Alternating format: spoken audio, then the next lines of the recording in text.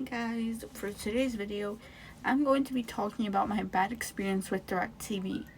Now, I've had DIRECTV as my cable provider since 2020, in March when COVID was declared a pandemic and schools shut down. So, I figured I would like to talk about why I don't like them as a company anymore. This is all because of a bunch of different factors, like, for example,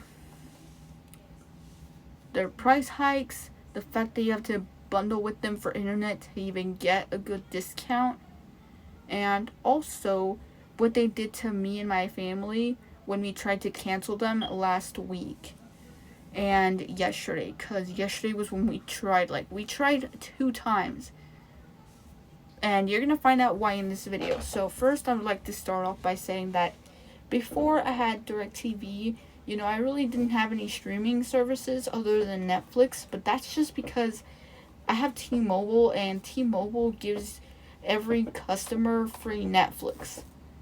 As long as they have at least T-Mobile One. If they have any old plans that are no longer existing, they don't get Netflix on us. They have to have at least T-Mobile One, which is what I have. So pretty much, besides DIRECTV, the only services that I have up to this point are Netflix, and that's it. So right now, nowadays, I have more I have this, like, DIRECTV, and then I've also got Netflix and Disney Plus. That's all I have up to this point, nowadays. But back in the day, I only had Netflix. So we get DIRECTV, starting price pretty cheap, and from what I recall, if I remember correctly, by the time we had reached 3 months into the contract, we were already paying $90. Now I know what y'all thinking. Why on earth do you care if you're paying $90? And here's the thing. My parents care because they're not going to be lied to. They're not going to be told that they're getting a good price, and then 1 month later they get a big bill, a bigger bill, and then the next month another bill, and then by the third month you already got $90. They weren't going to be sitting around being happy about that. But I didn't really know much about what went down by the third month mark, so that's from what I could gather information on. And by that I mean, when that happened, we already knew that we were paying $90, okay? But that was way back in 2020, and my memory could easily be pretty bad, just saying. So don't take my word for it, but just know that by the 3-month mark we were already paying a lot of money. So my dad, he calls DIRECTV. He's like, "Hey, why are you guys charging so much money?" And they're like, "Oh, it's all part of your package, you get all these channels for this price, which is what your bill reflects." And so my dad is like, wait, so you're telling me that because I have all of these channels, that's how much I pay? And so the guy on the phone is like, "Yeah, that's how much you pay." So my dad is like, "Well, take away these channels, and that way I'll be a satisfied customer, and I won't leave you guys when my contract ends." So what ends up happening is we remove the channels, the price goes down, but then it goes back up, and every month a bigger bill.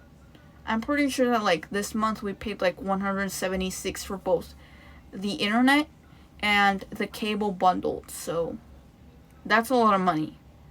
And here's the thing. Now, from what I understand, my parents say that we don't really pay a lot of money for other stuff. He says that for the light bill, we don't pay a lot of money.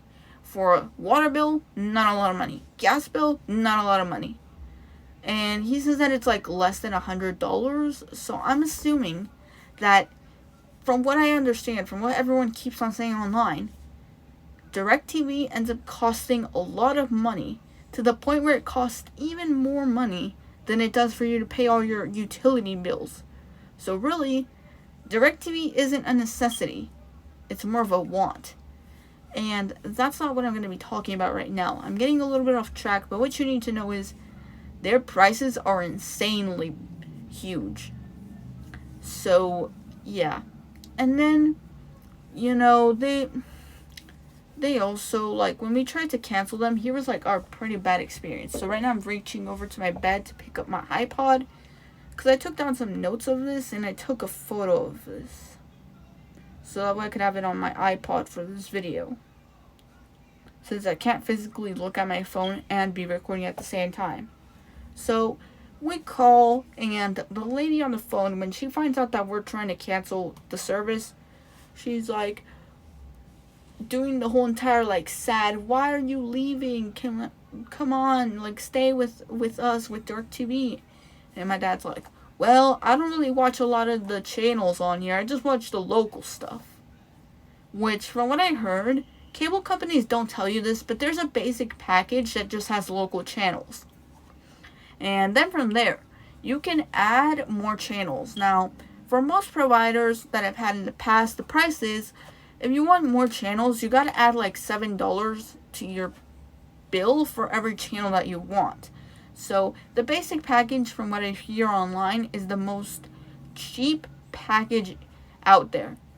It's so cheap that it's cheaper than the cheapest package that a cable provider will ever tell you they have. So, yeah. The lady on the phone could have easily blown her cover by saying that they have a cheaper package than the cheapest package out there. But here's the thing, she's not going to do that, because it's her job to literally sell something, no matter how bad she has to be, in order to fulfill the company's desire for corporate greed. In this case, the company is AT&T, so she's being paid to literally talk on the phone and say good things about AT&T, which, by the way, they're a bad company. I'll tell you that. In my school, before COVID happened, people would always say that AT&T's only good selling point is that they had good internet, which meant that in our school, where the internet was trashy, you would be getting good signal if you had AT&T. But if you didn't, then you were out of luck. So you can clearly tell that people only care about AT&T because their signal's good. So then she starts saying, are you guys going to do, like, what are you guys going to do after you get rid of us, if you do get rid of us? I'm not saying that you should, because, I can't talk trash about my company, but about the company that I work for, but, just saying, what are you guys going to do when you don't have us anymore? And my dad's like, well, I'm going to get the Disney bundle, which is like $14.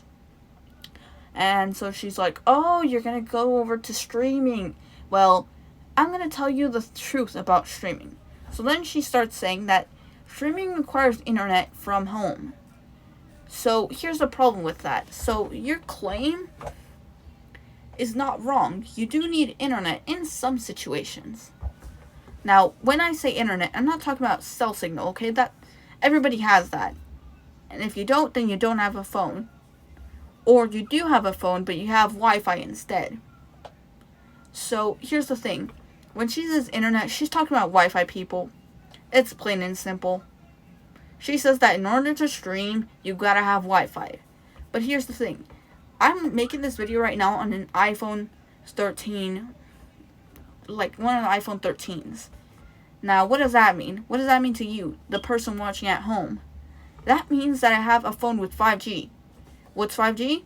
Well, 5G is like, you're getting phone signal that's as good as Wi-Fi. So, that claim is already incoherent, because you don't need Wi-Fi anymore, seriously. I spent like 2 years without Wi-Fi. From 2017 to early 2020, to mid 2020, I did not have Wi-Fi. And I had Netflix on my phone. And I was able to stream Netflix just fine. There was rarely any buffering whenever I would watch something on Netflix. I also have an iPad that has Verizon, And back when I still used to get data, because now I don't get data anymore, I get that 1x thing pop up instead of LTE. So what ended up happening is that, like, while I was sitting there, I was just like, I have an iPad, and back when it used to get data, it would get like 3 to 4 bars in this house, and there was no buffering on the Netflix app. So that just proves that streaming rarely buffers with cell signal. And if it does buffer a lot, then it means that you don't have good cell signal. The only apps that do buffer are the apps that are like Disney Now. Disney Now buffers a lot when you don't have internet, to the point where if you only use your cell signal, it sucks. Which is why I had to get rid of the app, because, the app, I didn't need the app anymore. I could always just watch Disney shows from the DIRECTV app. I didn't need the app for Disney Now. I rarely used it anyways, so there's one claim debunked. And also, the lady on the phone was being very hypocritical by saying this. So she was like, also, did you know that streaming raises the price every single month? And I'm just sitting there like, lady, the only time that streaming has ever raised the price is from when they're gonna, like, change the pricing to their plans. They don't raise it every single month, which is what you're trying to say. You're just saying, one month it's like $7, the next month it's $9, the next month it's $12, and it's gonna keep going until you reach the point where it's as expensive as our services, which give you more content that streaming will never give you. Because you get access to these channels, you get access to on-demand content, and you get access to new movies for rental. Here's the thing. I already said it before, but I'm going to say it again. Streaming only changes the prices to their plans. Like, they don't actually change it every month, which is what you're implying here. You're saying that every month the price gets higher and higher, which is not true. Yes, streaming services do change the prices, but that's probably like every year they change like the price of their plans. So the basic plan could be like $7 this year, and next year could be like, oh, we're changing it to $8. But they're never going to reach a point where they're going to make it so expensive that you can't pay for it because it's just about as expensive as a cable bill. No. So there's another point that's out of the window. Also, you mentioned that we don't really need to switch over because we're getting a pretty good, like, investment with you guys.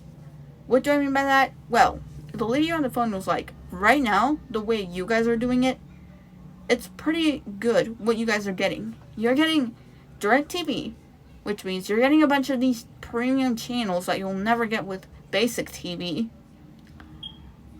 You're getting on-demand content, which means that if you missed your show and you forget to record it, then you can always just go into the on-demand section for the channel where you find your show at, and then you can go ahead and watch it even though you missed the premiere. Like, for example, I always miss the Amphibia and Owl House premieres for, like, their new episodes because they air at, like, 9 a.m., which is super inconvenient for me. So I always have to go into on Disney Channel On Demand to find the new episodes. And she also said that we're also able to, like, rent movies, which, hey, the movies cost a lot of money, but the option's still there. So you're not wrong. Then she went on to mention that because we bundle our internet, we get a pretty good deal. And also, because we have internet in the first place, we also get HBO Max for free, which I don't really care about HBO Max, but I know that there's some people out there that do care about it because of the fact that it's got all the, like, Warner Brothers and all the other like divisions that they own. Now, I don't think that it's convenient for us to keep them because here's the thing. Disney's channel is the only channel that I watch. Sometimes I'll watch Nickelodeon, but for the most part, I just stick to the Disney channels. You know, I watch Disney Channel and Disney XD. That's all I watch. Sometimes I'll go on to like FX to watch movies that are made for like all audiences, or I go and watch some South Park on Comedy Central. But I don't watch that many channels. And sometimes I do watch Freeform because they have like movies on the weekends.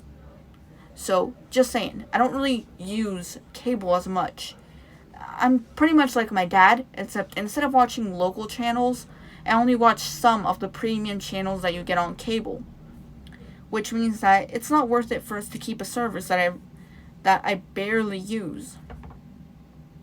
And there's just sometimes when I want to watch some commentary YouTubers and I don't really watch cable. So, you know, just saying,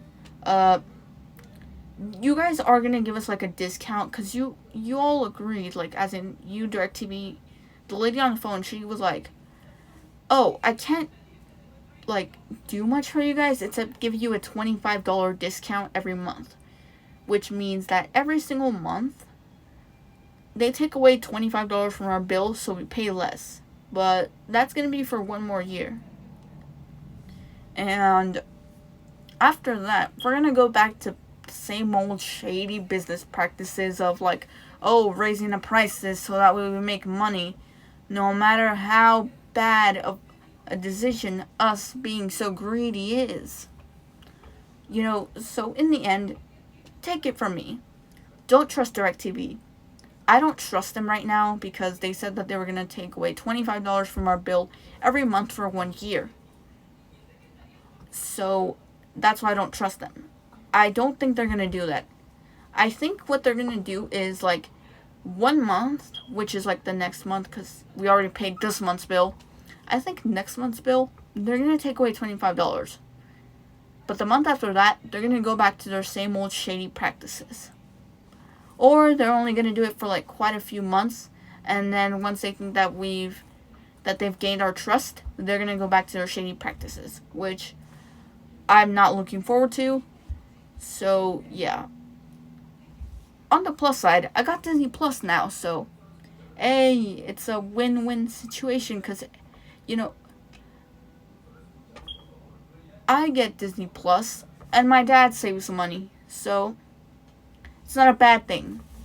But anyways, guys, I think that's where I'm going to stop the video because I'm tired of redoing the video.